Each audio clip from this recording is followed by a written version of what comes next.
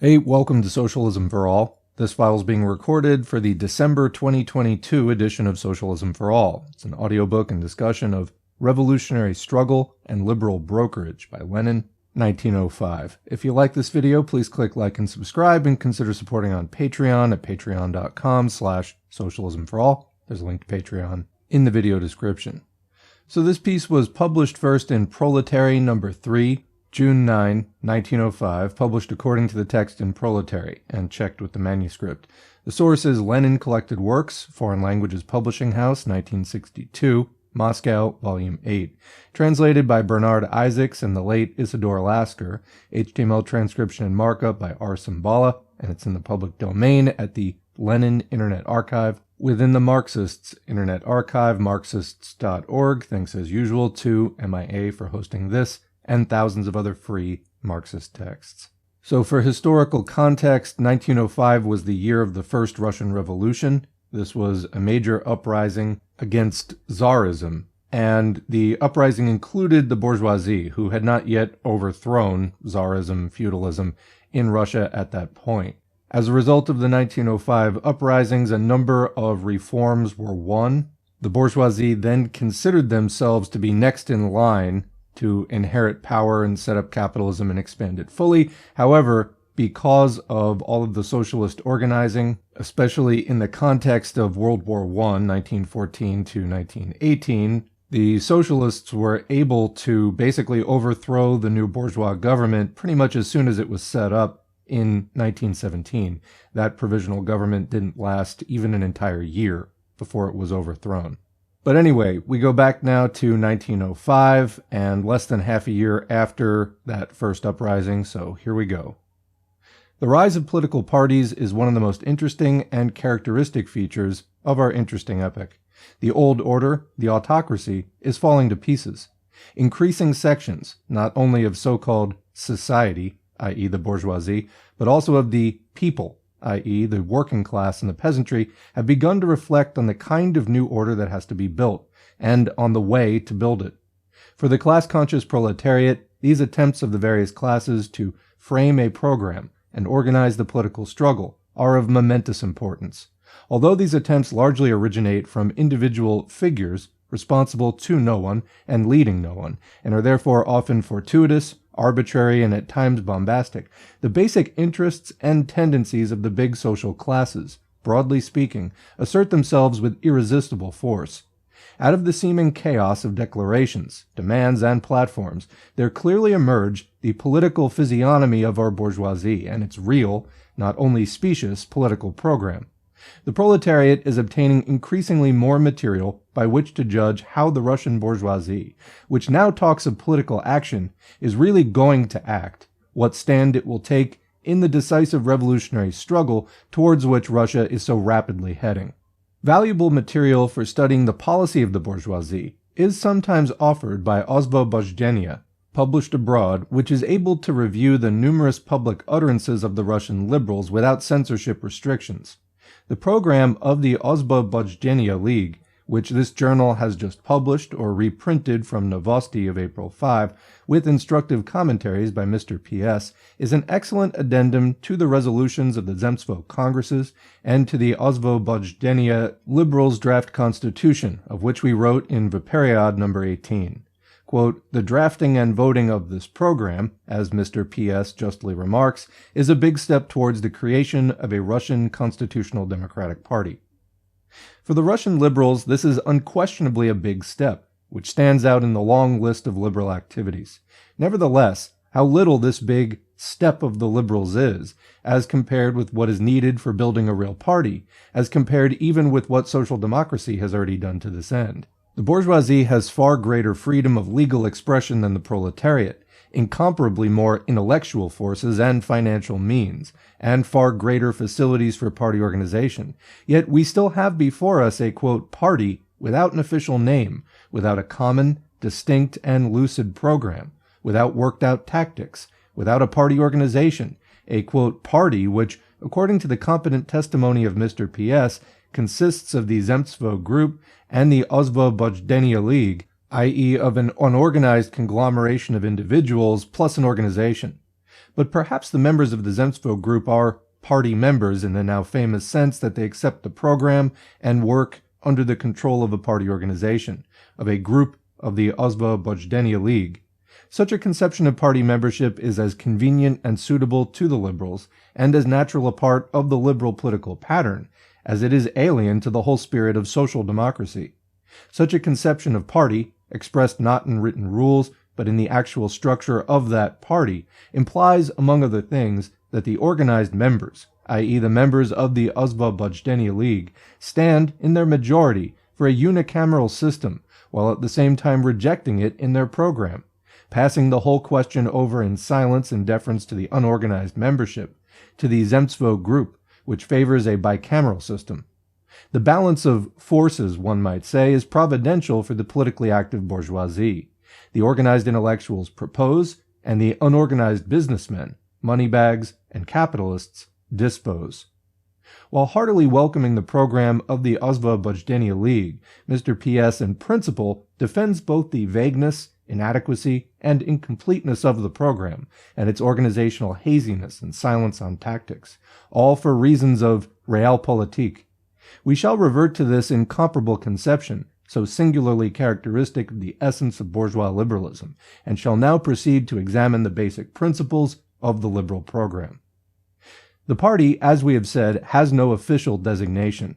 Mr. P.S. calls it by the name under which I believe it goes in the columns of our legal newspapers of the liberal trend, namely Constitutional Democratic Party. Comment, these were later known as the Cadets. Unimportant though the question of name may appear at first glance, here too we immediately find material that explains why the bourgeoisie, unlike the proletariat, must content itself with political vagueness, and even defend it in principle. It must do this not only on account of the subjective moods or qualities of its leaders, but by reason of the objective conditions governing the existence of the bourgeois class as a whole. The name Constitutional Democratic Party immediately calls to mind the well-known adage that speech was given to man in order that he might conceal his thoughts. The name GDP was invented to conceal the monarchist nature of the party. Indeed, who does not know that this entire party, in the person both of its master section, the Zemstvo group, and of the Osvobodzhenia League, stands for the monarchy? Neither section so much as mentions the question of the republic, which they consider idle talk, while their draft constitution bluntly and unequivocally accepts the monarchy as the form of government. We have therefore to do with a party that advocates a constitutional monarchy, a party of constitutional monarchists. This is a fact of which there is not the slightest doubt, and which cannot be dismissed by any arguments about acceptance in principle of the idea of a republic, though we have heard no such arguments yet from the constitutional Democrats, since the issue is not acceptance of the republic purely in principle, but acceptance in practical politics, acceptance of the will to achieve the republic, and of the necessity to struggle for it. The fact is that the bourgeois gentlemen cannot call themselves by their real name yet, any more than they can go out into the street naked. They cannot tell the truth openly. They cannot speak out the truth, for that would mean admitting one of the most outrageous and pernicious of political privileges. It would mean admitting their anti-democratism. No bourgeoisie in struggle for political liberty can admit this, and not only because it would be disgraceful, scandalous, and indecent.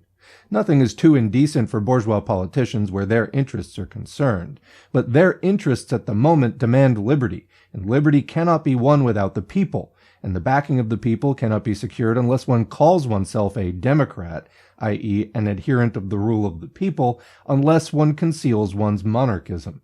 And so the class position of the bourgeoisie inevitably gives rise to an inherent instability and falsity in the very formulation of its basic political tasks.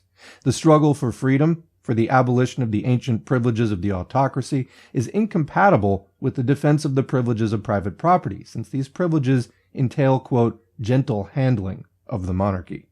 The real program of the monarchist constitution, therefore, is draped in the fine, airy raiment of a democratic constitution.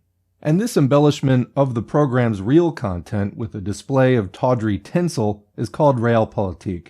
Thus, the ideologist of the liberal bourgeoisie speaks with inimitable contempt and sublime self-complacency about the theoretical self-indulgence which the, quote, representatives of the extreme parties are practicing, as quoted in Osvobojdennie number 69-70.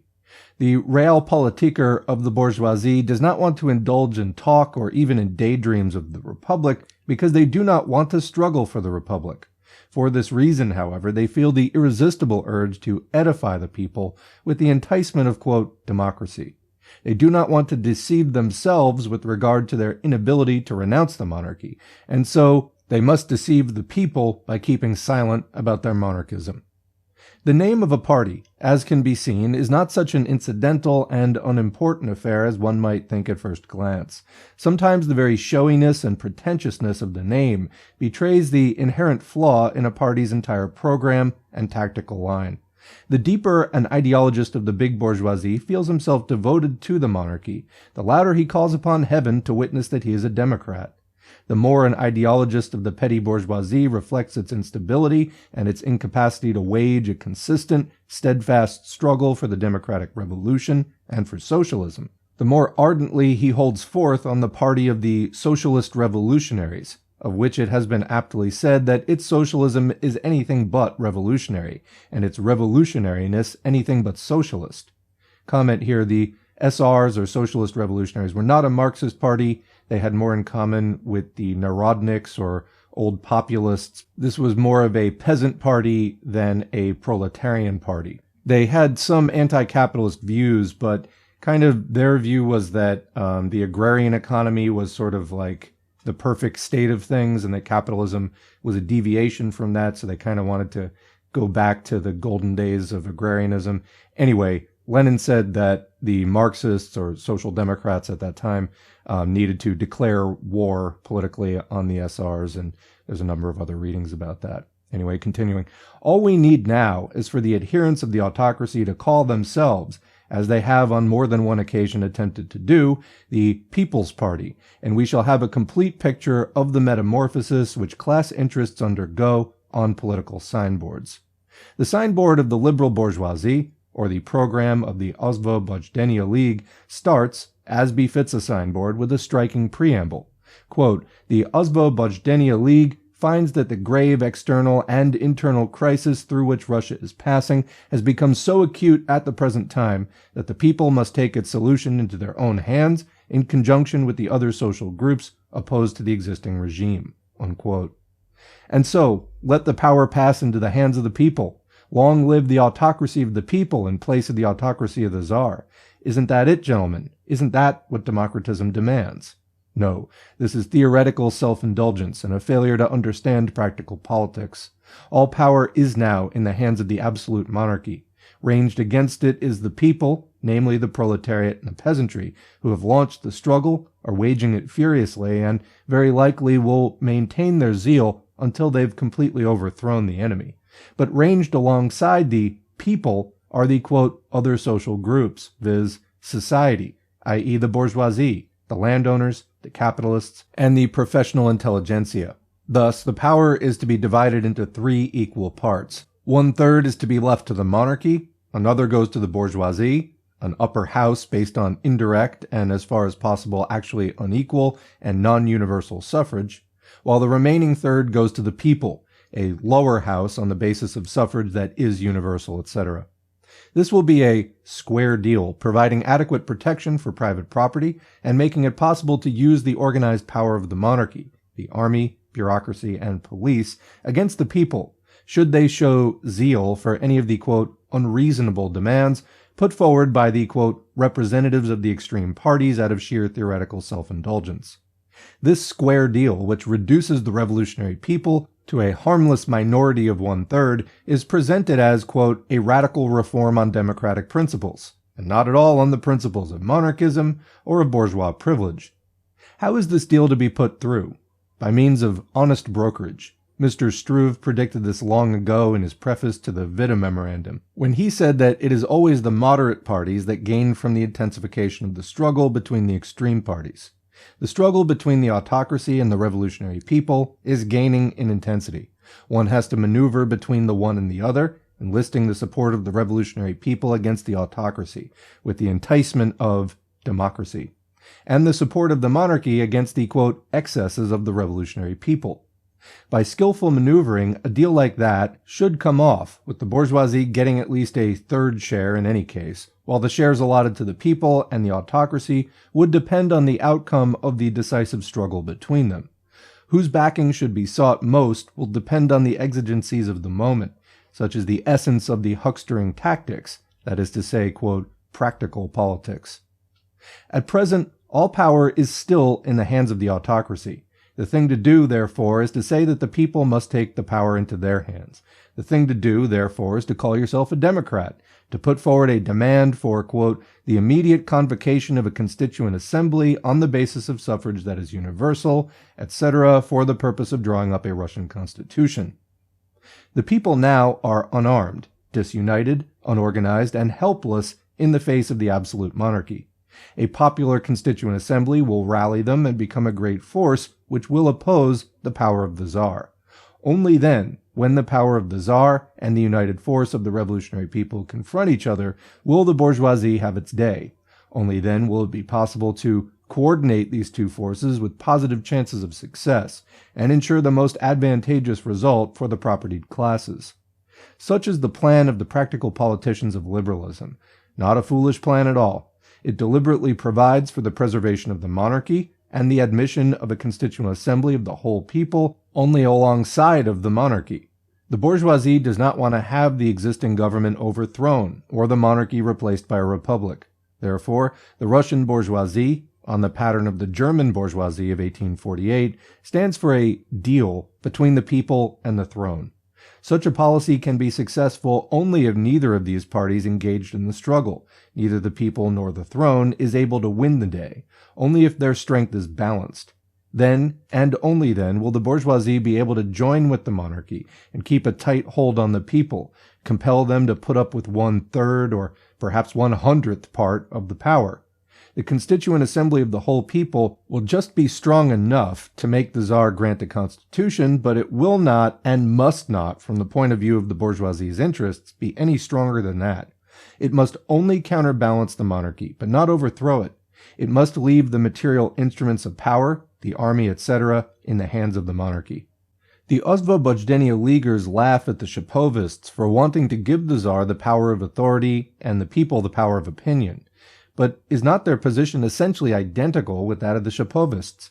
They do not want to give the people all the power either. They too stand for a compromise between the power of the Tsar and the opinion of the people. We thus see that the interests of the bourgeoisie as a class quite naturally and inevitably lead it at the present revolutionary moment to advance the slogan of a constituent assembly of the people, but in no case the slogan of a provisional revolutionary government. The first slogan is, or has become, the slogan of the policy of compromise, huckstering, and brokerage. The second is the slogan of revolutionary struggle. The first is the slogan of the monarchist bourgeoisie, the second the slogan of the revolutionary people. The first slogan makes it possible chiefly to preserve the monarchy, despite the revolutionary onset of the people. The second offers the straight road to the republic. The first leaves the power with the Tsar, restricted only by public opinion. The second is the only slogan which consistently and unreservedly leads to the sovereignty of the people in the full sense of the word. Only this radical difference in the political aims of the liberal bourgeoisie and the revolutionary proletariat can explain a number of secondary features in the Osvobojdzenia program, besides those mentioned above. Only in the light of this difference is it possible to understand, for example, why the Osvobojdzenia adherents require the reservation that the decisions of their league are to be, quote, regarded as binding only insofar as political conditions remain unchanged, and that the program allows for, quote, a provisional and conditional element. This reservation, developed at length and with keen relish in the commentaries of Mr. P.S., is absolutely essential for a party of compromise between the people and Tsarism. It is a reservation that makes it as clear as daylight that in pursuance of their line of huckstering, or practical politics, the Osvobojdzenia Leaguers will throw over a good many of their democratic demands. Their program is not an expansion of steadfast convictions, a quality alien to the bourgeoisie, not something designated to be fought for. Rather, their program is simply a haggling price, fixed beforehand with a definite view to reduction, depending on which of the warring parties can hold out for longer. The constitutional democratic, read constitutional monarchist, bourgeoisie will strike a bargain with Tsarism at a cheaper price than its present program. There is no doubt of that, and the class-conscious proletariat should have no illusions on that score. Hence Mr. P.S.'s hostility towards the division into a minimum program and a maximum program, and toward, quote, firm decisions of program in general. Hence his assurances that the program of the Osvobodzenia League, purposely couched not in terms of definite demands precisely formulated, but in the form of a literary, approximative description of demands, quote, is more than adequate for a party engaged in practical politics. Hence the omission of any mention for the arming of the people in the program of the monarchist, quote, Democrats, the avoidance of any definitely formulated demand for the disestablishment of the church, the insistence on the impracticability of abolishing indirect taxes, the substitution of cultural self-determination of the oppressed nationalities for their political self-determination. Hence the naively frank admission that democracy and the interests of capital are linked together, that instead of, quote, protection for enterprises and businessmen, there must be greater protection for the development of the productive forces of the people. Let that one sink in. That, quote, industrial prosperity, etc., must be promoted. Hence the reduction of the agrarian reform to the level of a purely bureaucratic granting of land to the peasants, with an absolute guarantee that the landowners will be compensated for the lands assigned to the peasants. In other words, the sanctity of property derived from bondage and serfdom is to be upheld at all costs. All this, we repeat, is the natural and inevitable result of the position of the bourgeoisie as a class in modern society. All this confirms the radical difference between the proletarian policy of revolutionary struggle and the bourgeois policy of liberal brokerage. And that is the end of this audiobook. So I think that this one was pretty straightforward. So early on in the Russian revolutionary struggle, really the first year that things broke out, Lenin here, on behalf of socialists everywhere, is trying to size up what's going on as far as the interests of the Tsar, the interests of the capitalists, and the interests of the revolutionary masses, who obviously are going to be struggling against the Tsar, the revolutionary masses are. But what are the capitalists going to try to do? We know from studying Marxism that capitalism follows feudalism, according to the laws of historical development. And so the capitalists are going to make a play at this. So they see that what does it take to actually overthrow the Tsar or to cut down the Tsar's power at any rate? Well, it takes the masses of the people to do that. The capitalists alone really can't do it. So the capitalists have to pretend to be these revolutionary Democrats to get the people on their side, really, so that the capitalists can just sort of position themselves on top. Or as Lenin is saying here, maybe the new arrangement will be a third of the power to the old feudal order, a third of the power in the government to the bourgeoisie, and then a third of the power to, the vast majority of the population.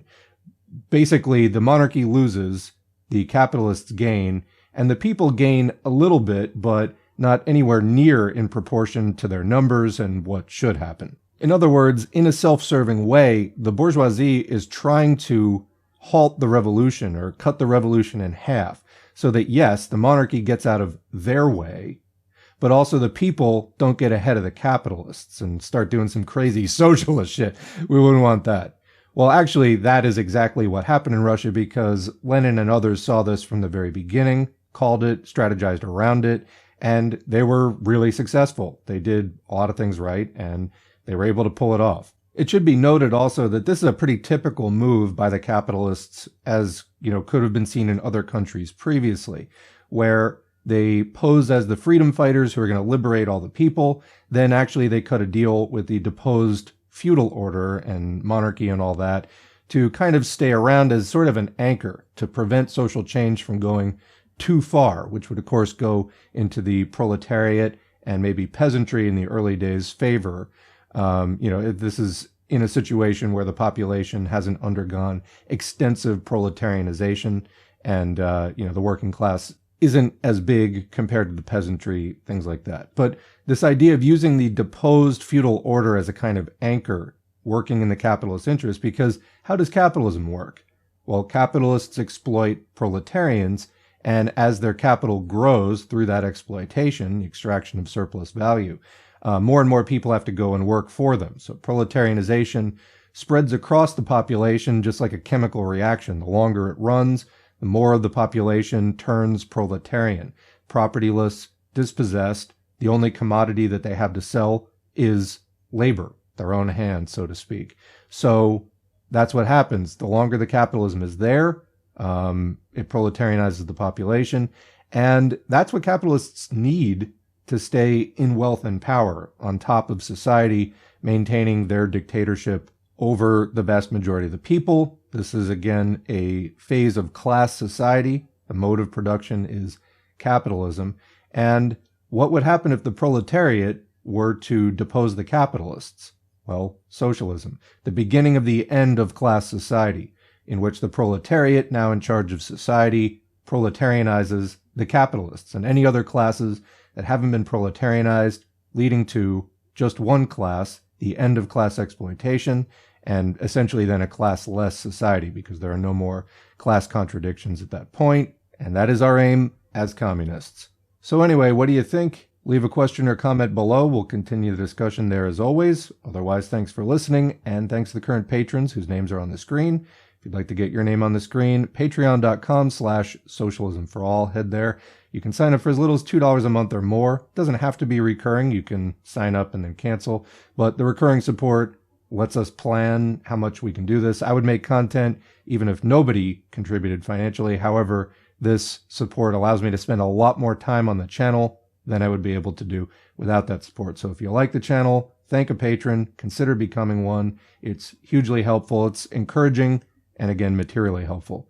Beyond that, like, share, subscribe. That engagement helps YouTube to share this content to other people. So even if you don't have a big social media channel to share the videos on, that engagement will at least help YouTube indirectly to show it to more people. The channel has been growing.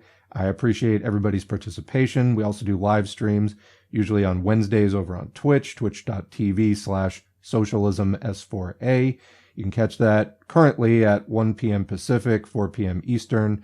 We're live for a few hours, and we go over the readings, we take questions, we do current events, and that kind of thing. So I appreciate everybody's participation. This has made it an active and vibrant community, and it keeps giving us new ideas, and it helps to ensure that the agitation, education can go on this channel. And of course, we encourage you also to get organized. That happens in real life. Get to know your local left, network with people, at least join something on a statewide or national level if there's absolutely nothing going on in your area.